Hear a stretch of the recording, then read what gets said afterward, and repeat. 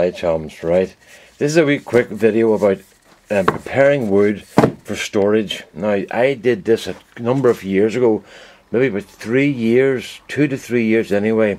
These are pieces of yew that I rounded off. Now my friend Michael discovered that by rounding these off and making the cylinders equal the whole way down, that it took the pressure, it seemed to take the pressure off them when they were drying. And if you look at that, a couple of years later, no cracks. I'm going to go through 5 pages. I'm going to show you them all so there's no bullshit going on here. Okay, there's another one. There's no cracks in it whatsoever. And there's the ends again. And that's just sealed with candle wax, which wasn't even that hot. So I didn't do it right. There's another one, once again, no cracks at all on it.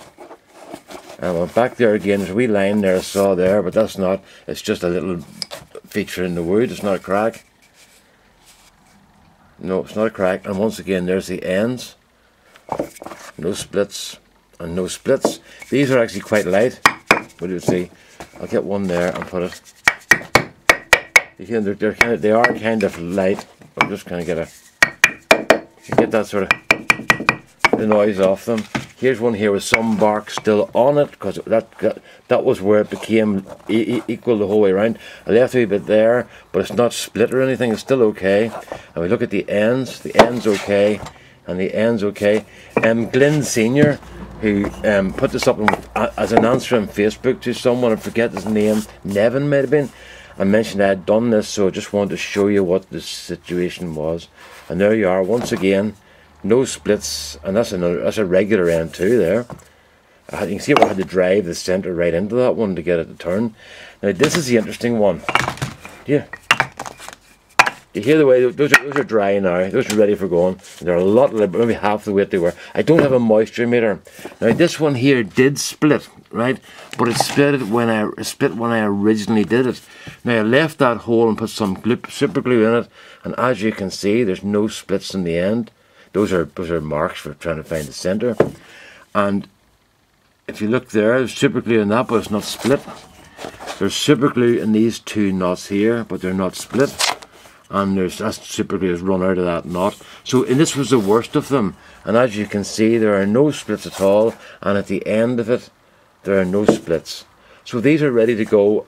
I've sent a couple of these to Carl Jacobson in America, because he did something extremely kind after my sister died, and I want to just not to repay him for that, but to just sort of make a gesture of gratitude for what he did. So some of these are going to go to Carl. But that's it, folks. Myself and Michael have discovered that, or Michael discovered, and I've followed up, that if you take your blanks in your ordinary wood, if you take your ordinary piece, and let's look at stretching down for something here. If you take your ordinary blank like that, which has got irregularities on it, and then find a centre and take that big piece off at the top and leave it as a cylinder, you'll have much less. You'll have much less problems with it. Go here. You'll have much less problems with the wood splitting if you round it off first and leave it like a cylinder. I've done that with all different types of wood. I do it with these as well. These little Christmas trees. Those are just pallet wood basically, but it's quite wet, and I round those down to a cylinder. I think I've got some ready up here. I'll show you. There's what I do with them there.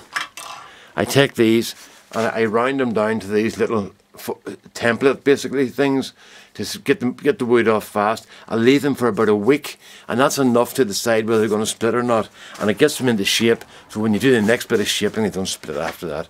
And I found it very successful to round things down to near what you want, and then finish them a few weeks or months later. Okay, Glenn, I haven't used the Yorkshire grit yet.